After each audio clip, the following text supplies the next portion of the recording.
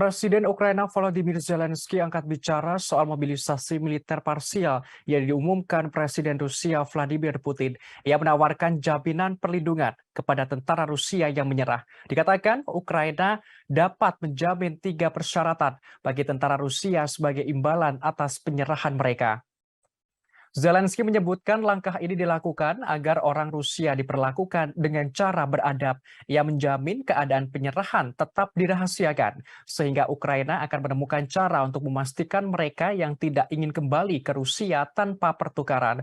Selain itu, Presiden Zelensky juga menyerukan ajakan kepada rakyat Rusia untuk menolak mobilisasi parsial yang diumumkan Presiden Putin.